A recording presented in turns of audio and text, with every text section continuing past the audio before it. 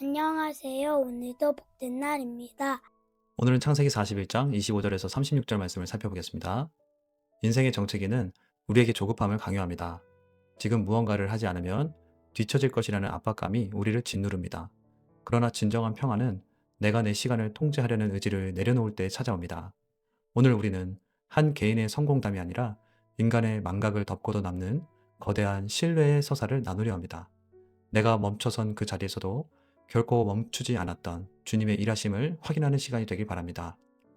요셉은 억울한 누명으로 감옥에 있었고 하나님의 능력으로 왕의 신하들의 꿈을 해석했지만 잊혀졌습니다. 그러나 하나님은 바로에게 꿈을 주실 때가 되자 요셉을 기억하게 하셨습니다. 요셉은 이제 바로 앞에서 꿈을 능히 풀 수 있는 자로 섰습니다. 25절에서 27절 말씀입니다. 요셉이 바로에게 아뢰되 바로의 꿈은 하나라. 하나님이 그가 하실 일을 바로에게 보이심이니이다. 일곱 좋은 암소는 일곱 해요. 일곱 좋은 이삭도 일곱 해니 그 꿈은 하나라. 그 후에 올라온 파리하고 흉한 일곱 소는 7년이요. 동풍에 말라 속이 빈 일곱 이삭도 일곱 해 흉년이니. 요셉은 먼저 꿈은 하나라고 말합니다. 암소 꿈과 이삭 꿈은 서로 다른 꿈처럼 보이지만 실제로는 같은 메시지를 반복하는 하나의 계시라는 뜻입니다. 그리고 하나님께서 앞으로 하실 일을 지금 미리 보여주는 것이라고 말합니다. 여기서 이 말은 굉장히 충격적인 말입니다. 왜냐하면 애굽은 다신교 문명입니다. 나일강에는 나일의 신이 있고 곡식에는 풍요의 신이 있고 왕 자신도 신적 존재로 여겨졌습니다. 그런데 풍년을 주시는 분도 하나님, 흉년을 허락하시는 분도 하나님이시라는 것입니다. 그리고 요셉은 기괴한 꿈에 자세한 해석을 합니다. 일곱 좋은 암소와 일곱 좋은 이삭은 앞으로 올 일곱 해의 풍년을 의미합니다. 그리고 후에 올라온 흉한 일곱 암소와 마른 일곱 이삭은 풍년 뒤에 흉년의 일곱 해가 온다는 뜻입니다. 인간은 풍년 속에서는 착각합니다. 건강할 때는 몸이 영원히 괜찮을 것처럼 삽니다. 그러나 풍년 뒤에 흉년이 올 수 있습니다. 인생은 항상 상승 곡선만으로 움직이지 않습니다. 지금 웃고 있다고 해서 내일도 반드시 웃는 것은 아닙니다. 그래서 지혜는 풍년 때 흉년을 준비하는 것입니다. 그런데 인간은 보통 반대로 삽니다. 배부를 때 하나님을 잊고 잘 될 때 영원할 것처럼 착각합니다. 그러다 흉년이 오면 무너집니다. 인간은 풍년 속에서 흉년을 잊습니다. 그래서 성경은 계속 준비하라고 말합니다. 이어지는 28절에서 32절 말씀입니다. 내가 바로에게 이르기를 하나님이 그가 하실 일을 바로에게 보이신다 함이 이것이라. 온 애굽 땅에 일곱 해의 큰 풍년이 있겠고 후에 일곱 해 흉년이 들므로 애굽 땅에 있던 풍년을 다 잊어버리게 되고 이 땅이 그 기근으로 망하리니 후에 든 그 흉년이 너무 심함으로 이전 풍년을 이 땅에서 기억하지 못하게 되리이다. 바로께서 꿈을 두 번 겹쳐 꾸신 것은 하나님이 이 일을 정하셨음이라. 하나님이 속히 행하시리니. 요셉은 다시 하나님이 하실 일이라고 말합니다. 꿈의 중심이 바로가 아니기 때문입니다. 바로는 왕입니다. 그러나 하나님이 역사의 중심입니다. 바로는 꿈을 꿨지만 그 꿈의 주인은 하나님입니다. 요셉은 풍년에 이어 흉년이 오게 될 텐데 풍년을 기억조차 알 수 없는 흉년이 올 것을 말합니다. 고대 사회에서 흉년은 단순한 불편함이 아닙니다. 국가 붕괴와 집단 죽음으로 이어질 수 있었습니다. 문명 전체의 생존 문제입니다. 그리고 요셉은 반복된 꿈의 이유는 하나님이 이 일을 정하셨다고 말합니다. 그러나 동시에 구원의 길도 준비하십니다. 이어지는 33절에서 36절 말씀입니다.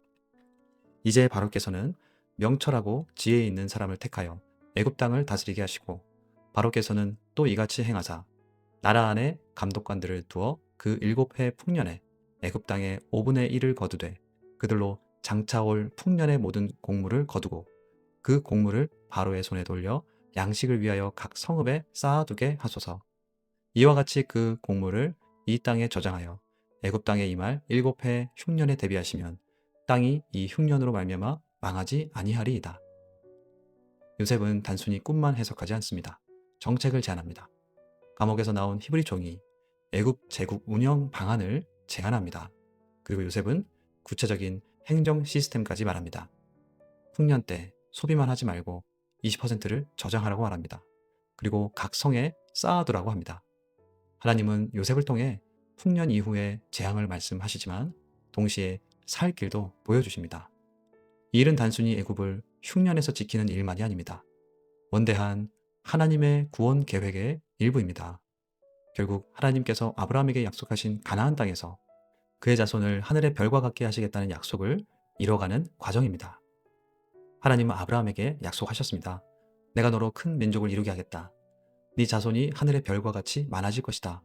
너의 씨를 통해 땅의 모든 족속이 복을 받을 것이다. 그런데 흉년이 오면 야곱의 가족은 사라질 수 있습니다. 하나님은 그 전에 요셉을 애굽에 보내셨습니다. 억울한 길처럼 보였지만 사실은 구원의 길이었습니다. 그러므로 이 본문은 가나안 입성을 앞둔 이스라엘 1차 독자들에게 이렇게 말합니다. 이스라엘아, 너희는 하나님의 섭리로 보존된 백성이다. 그러니 가나안에 들어가도 너희 생명의 근원이 땅이나 풍요나 왕권이 아니라 하나님이심을 기억하라. 우리 인생도 눈앞의 사건만 보면 이해되지 않을 때가 많습니다. 왜 이 길로 가야 하는지, 왜 이렇게 늦어지는지, 왜 억울한 일을 겪는지 알 수 없을 때가 있습니다. 그러나 하나님은 자기 백성을 잊지 않으십니다. 하나님은 우리가 보지 못하는 자리에서 구원의 길을 준비하십니다. 그러므로 우리는 이렇게 고백해야 합니다. 하나님, 내 인생의 주원은 내가 아닙니다. 하나님이십니다. 내 고난도, 기다림도, 은사도, 기회도 하나님의 손 안에 있습니다. 나를 통해 하나님의 뜻을 이루어 주옵소서. 그리고 우리를 복음으로 데려갑니다. 요셉은 형제들에게 팔렸습니다. 억울하게 누명을 쓰고 감옥에 갇혔고 사람에게 잊혀졌습니다. 그런데 하나님은 그 요셉을 높이셔서 생명을 보존하는 자로 세우십니다. 이것은 예수 그리스도를 바라보게 합니다. 예수님도 자기 백성에게 은30에 팔리셨습니다. 십자가의 가장 낮은 자리까지 내려가셨습니다. 사람들이 보기에는 실패였습니다. 그러나 하나님은 그 낮아짐을 통해 구원을 이루셨습니다. 예수님은 죄와 죽음의 흉년 속에 있는 우리를 살리시는 참 구원자가 되셨습니다. 복음은 말합니다. 하나님의 지혜는 세상의 지혜와 다릅니다. 하나님은 낮아짐을 통해 높이시고 버림받음을 통해 구원하시며 죽음을 통해 생명을 여십니다. 그래서 이 본문은 우리에게 요셉처럼 지혜로운 사람이 되어라 이와 같이 단순히 말하지 않습니다. 물론 지혜는 필요합니다. 그러나 복음은 더 깊이 말합니다.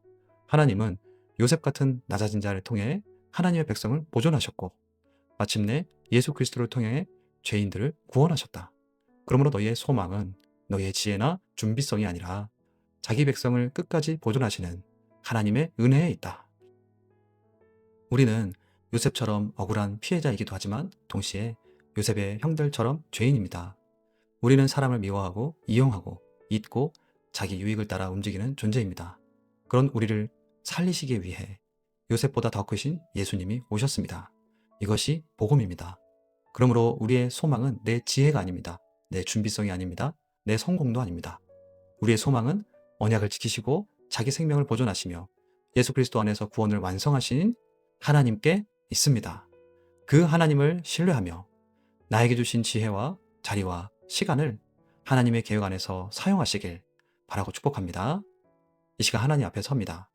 우리에게도 하나님을 아는 지혜를 주시고 우리의 삶이 하나님의 뜻을 이루는 도구가 되게 하옵소서.